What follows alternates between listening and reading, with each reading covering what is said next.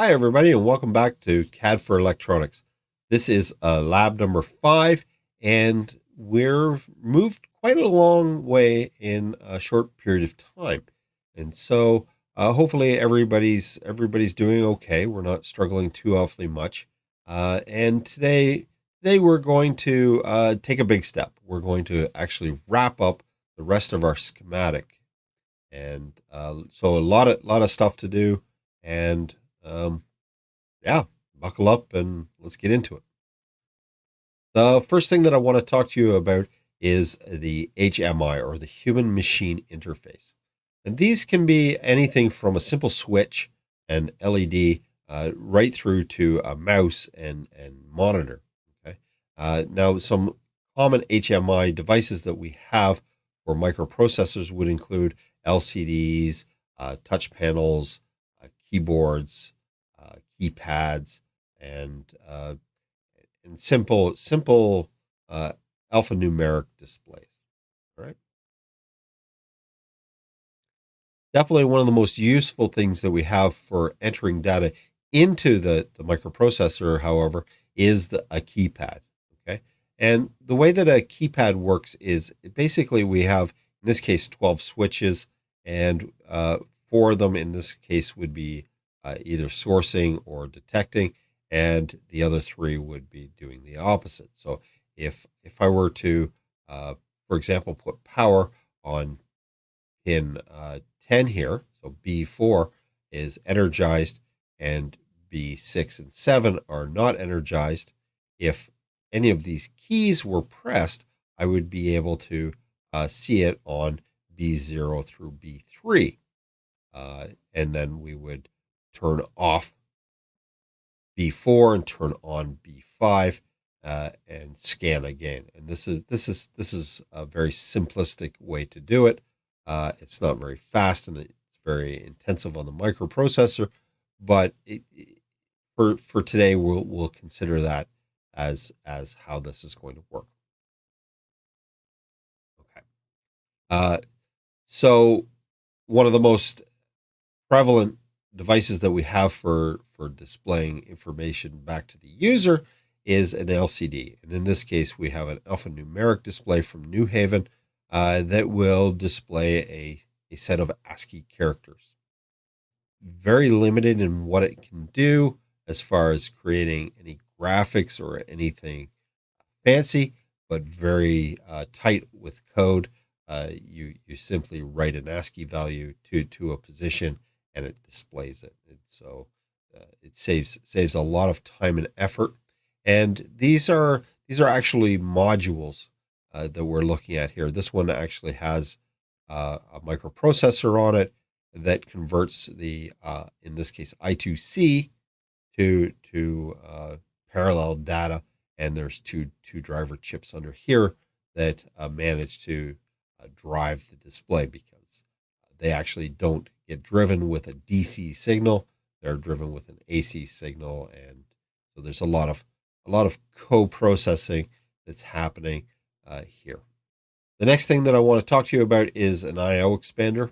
You can imagine that if you had a keypad and it's going to eat up 7 pins, that's a lot of real estate on your microprocessor, and you may not want to step up from, in our case, a 28 pin to a 40 pin device.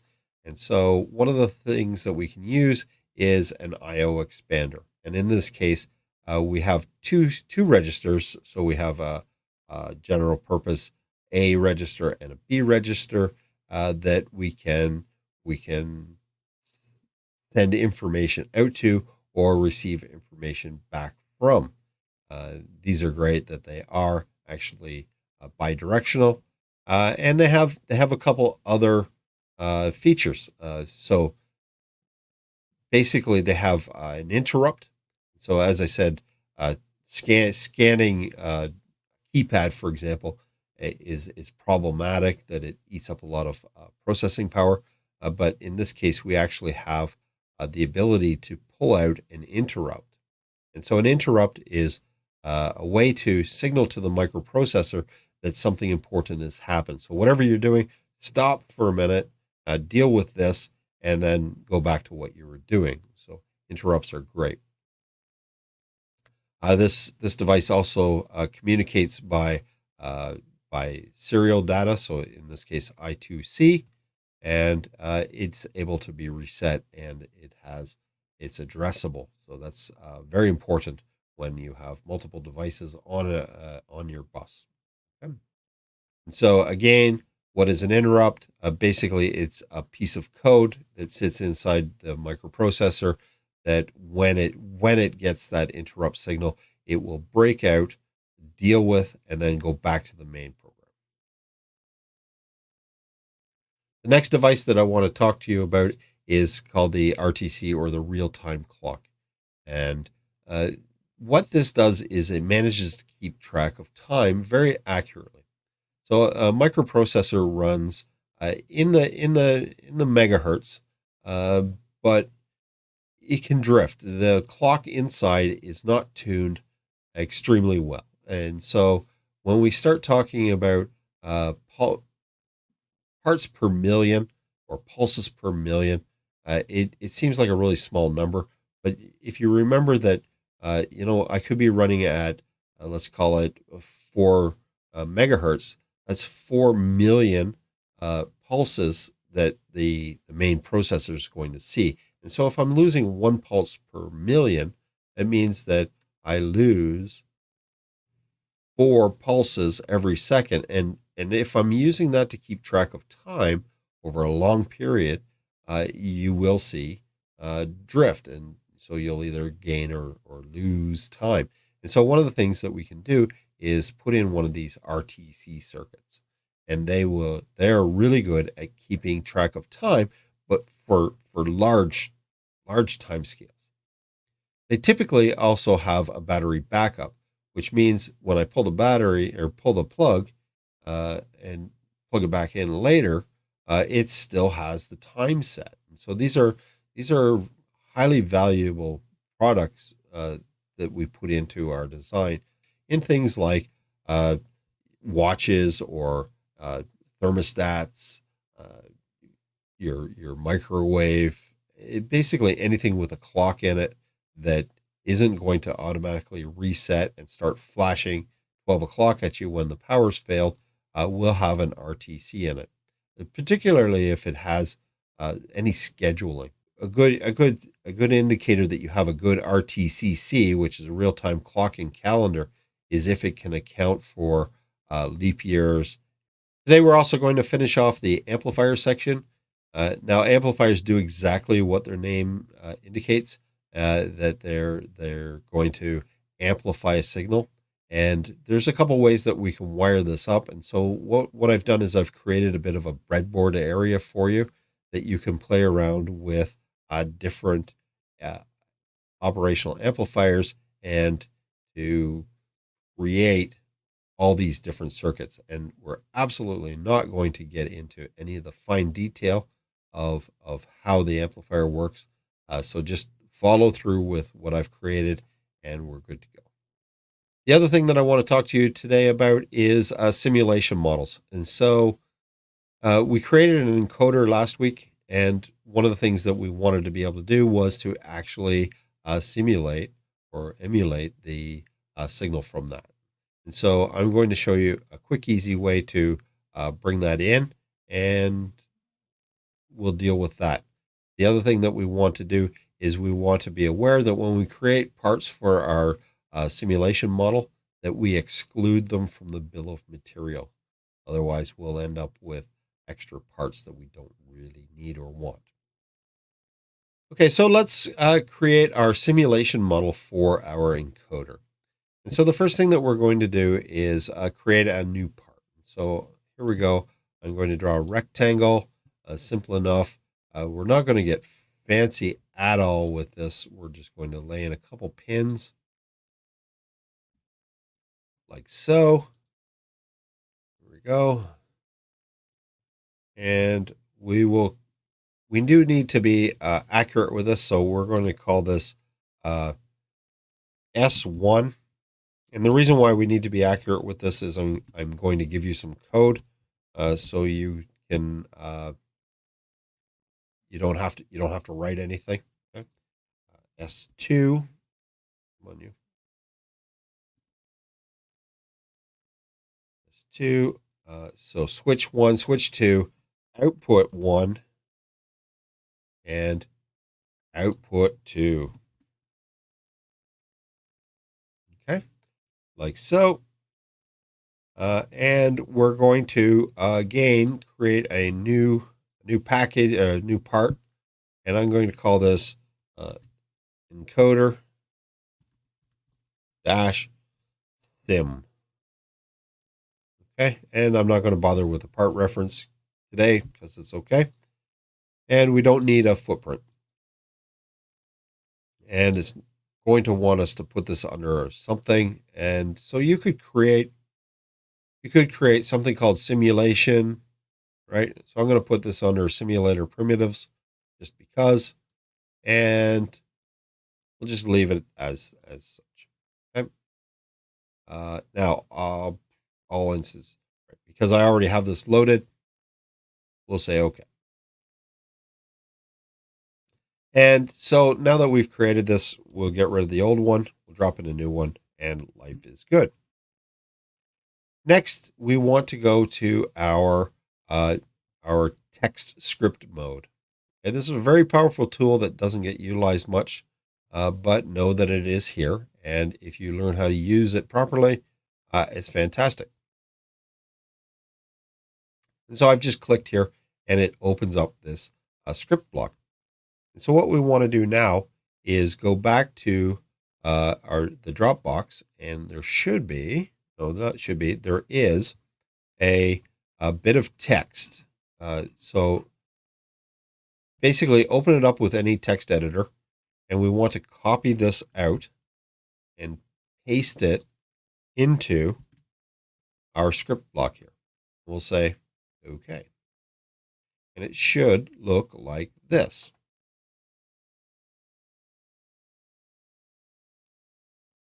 Okay, so next what we want to do is actually add a couple switches and a couple pulled down resistors like so. And so these are basically going to send our little bit of script here a signal that we are either pulling it high or pulling it low. All right. And so let's grab an oscilloscope here. And we'll drop this into our two outputs. And we will run our simulation. And let's see here.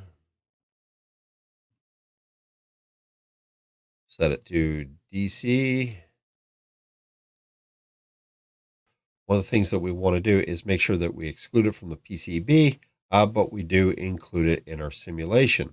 So let's run our simulator, and we will depress one of the buttons to indicate that it's going in one direction.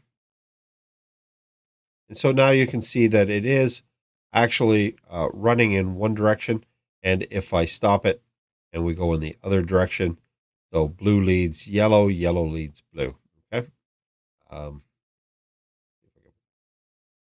Get you to lock.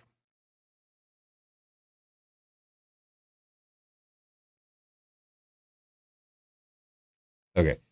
So here we are. Yellow's leading blue. And if we do it the other way, blue leads yellow. It's hard to see here, but that's it. Blue leads yellow or yellow leads blue. And it's about 50% out of phase. Now we're able to simulate this. We need to be able to tie it back into our circuit. Okay, so now that we're able to simulate our encoder, what we want to do is we want to actually wire it into the rest of our schematic. And so here you can see I've got my encoder switch, I've got my 3 pull-up resistors, and I've basically removed any labeling to do with any of these switch components. So they're not going to show up in the bill of materials or in my PCB, but I do want to lay out the switch locations to the microprocessor. So last week we had done E1, E2, and ESW. Basically, I'm going to replicate them over here in the simulation section. And this has all been moved over to the digital. I created another page called digital. And so I encourage you to do the same to keep your drawing clean and neat. Now, we were talking last week about creating the RS-232 portion. And anybody that looked at the data sheet would have seen that it's actually only capable of running at 5 volts. So one of the things that we need to do is find a 3.3 volt version of it.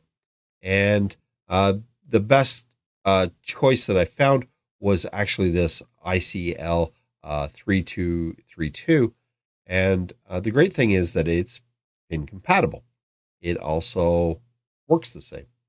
And so what we can do in this case is to actually just change the part name. What we need to do is change this max 232. We're literally going to just type in ICL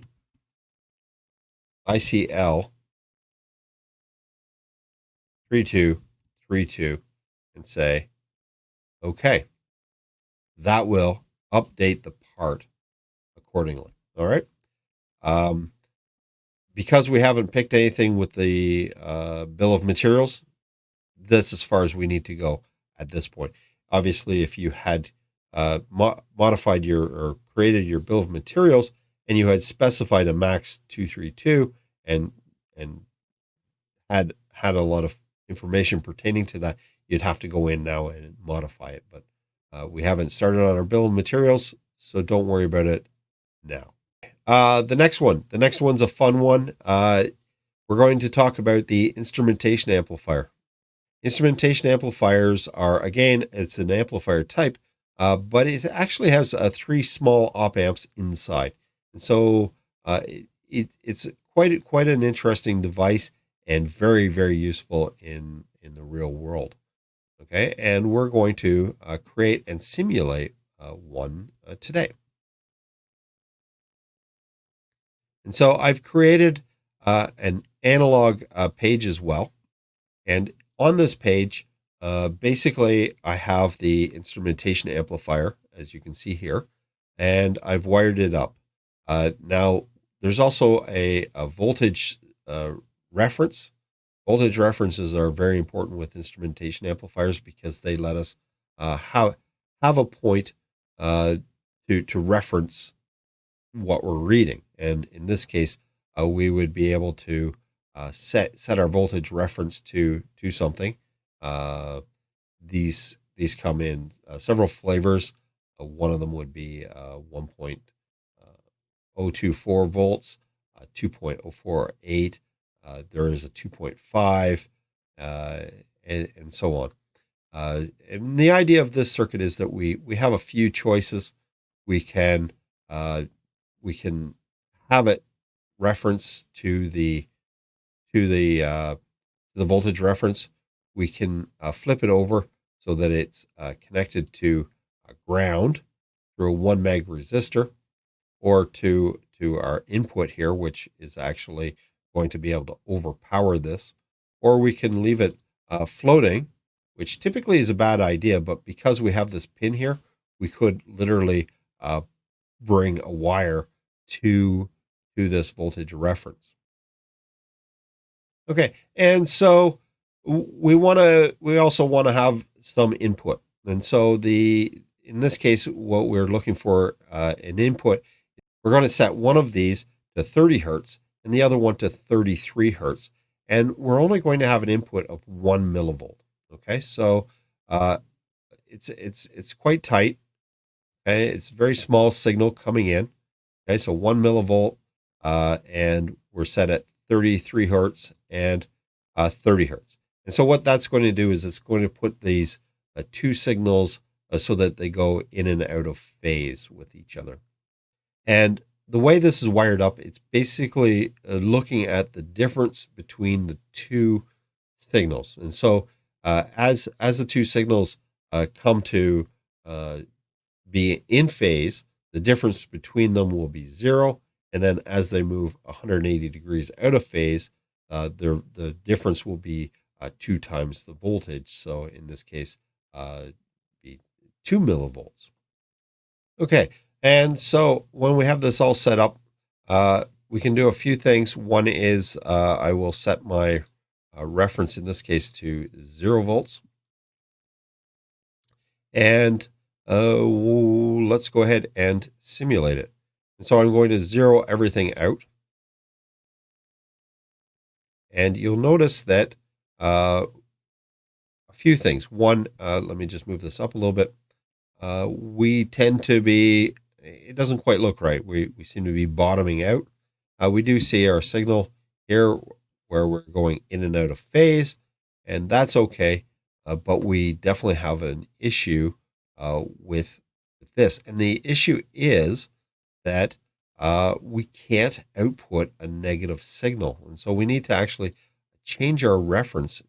And in this case, I'll set my reference over to U4 here, to our voltage reference. And we'll run it again.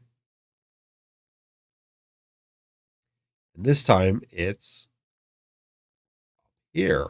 Okay, so here we go. We'll bring you back.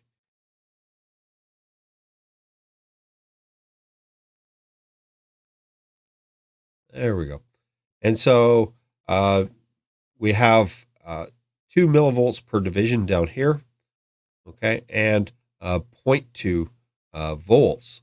Okay, so quite a larger signal coming out. And so it's actually taking the difference and amplifying it.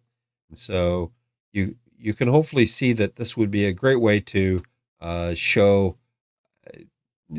phase diversion, if you would. Okay, so it's an interesting example, and we'll call that reasonably good for our simulation.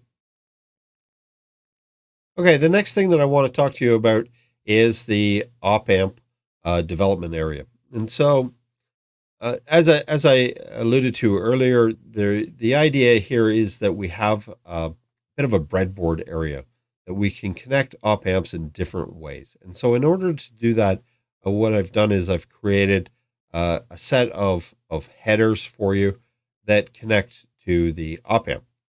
The op-amp in this case has four cells in it, so four small amplifiers that can be used in many different ways. And we want to be able to bring those into our microprocessor. But one of the issues, again, is that this would eat up 4 pins, and we only have 28 pins to start with. And so we do have a device here called an analog to digital converter. And what this will do is it will read the analog signal from the outside world and convert it to a digital signal that we can then read in our microprocessor. And this is great because it also allows us 4 extra pins to bring to the outside world that when you're using this as a development kit, you can bring in. But you can imagine, so here I've run 4 pins around, or 4 wires around, and that's easy enough. But you can imagine that to continue to do that all the way around, this would become like a plate of spaghetti. Okay, it would become so cluttered that it would be difficult to see what's going on. And so one of the things that Proteus gives us is it's called a bus mode. Okay, and bus modes are great because it allows us to connect a lot of wires to one thing. Okay, and you can connect different buses together. It's not something unique. But what it does is it allows us to literally connect anything, okay, and say that this is all just part of a bus. Okay, so there's nothing magical about buses, though. When we're using them in this application, they are literally just a visual aid. Without actually adding some notes to this, some wire labels, okay, they mean less than nothing. So to put it in perspective, this is fantastic. It will actually connect this wire to A plus, but so would that. The difference being that I can see that all of these bundle of wires are going from here to there. So this A plus is connected to this A plus, which is connected to this A plus. Okay. And this would be absolutely wrong, and we should not do that. All right. So that's the way the bus mode works. And I'll get you to replicate it like so. You do end up with data lines on components like memory devices, and those will actually be set up a little bit different. And watch for a supplementary video on how to create bus modes like that. All right. Okay. Speaking of keypads and I/O expanders, let's get into that a little bit and take a look at what we need to do to make our keypad work. Now, one of the things that we can do is, rather than making a package from the ground up, is we can actually decompose the package and modify it and then reassemble it. In this case, we can bring in a component called res5 SIPB, and we can take the little hammer and smash it apart. We can then remove a pin and the graphics around it. We can modify it, and then use the package tool to reassemble it. Making sure that we change it to from an inline 6 to an inline 5 package, and we can create this schematic fairly easily. Okay, and you can see how much nicer this would be using bus mode, right? It gets very, very spaghetti-like very quickly.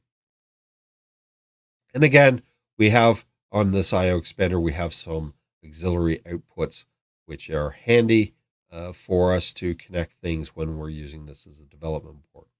So I'll get you to go through this and basically recreate it the best you can. And we also want to be able to bring in some other signals, some serial signals in the future. And so I'll get you to create these headers and some of the things that we can connect to it. If you follow the link to Seed web page, you'll see that they have a lot of devices, both input and output, that you would be able to connect to this directly. Okay.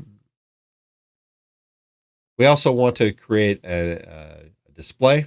So go ahead and pull in the I2C display that you'll find in the library. The footprint for it, you should set up as a SIL 100-04. Okay, easy as pie on that one. We also need some pull-up resistors. Just these can belong next to the microprocessor if you want, but go ahead and populate that up. We also want to create the real-time clock circuit. Don't worry about laying out the footprint for the crystal. We're going to do that next week, but do replicate this, and know that I made a mistake with these two capacitors. We're not going to worry about it too awfully much today, but the data sheet has a lot of information about actually calculating these properly, and we can deal with that at a later time. And this is what your microprocessor should look like.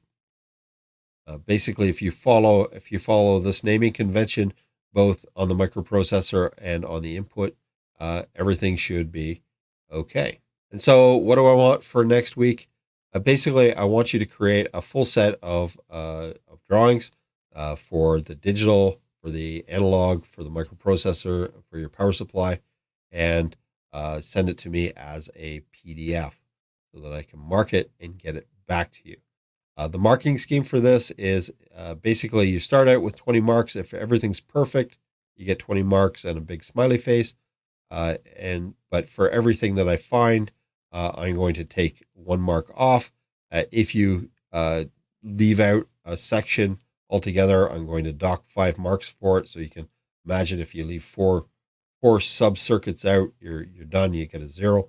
But I will dock 1 mark for each incorrect connection to a maximum of 3 marks per part. Okay, so if the part's on there and it's not wired up at all, -3. Okay. A lot of stuff to go over today, a lot of work, but we're getting close to the end. Okay, and hopefully you're able to keep up. If not, I do want to hear from you right away. If you're struggling, if you need any extra help or clarification on anything, okay, I'm here to help, and you know that I'm more than willing to create extra videos or respond to an email to answer a question. So please keep the questions coming, and hopefully you're having some fun with this. All right. Well, have yourself a great day. Have fun, like I say, and I'll talk to you later. All right. Bye now.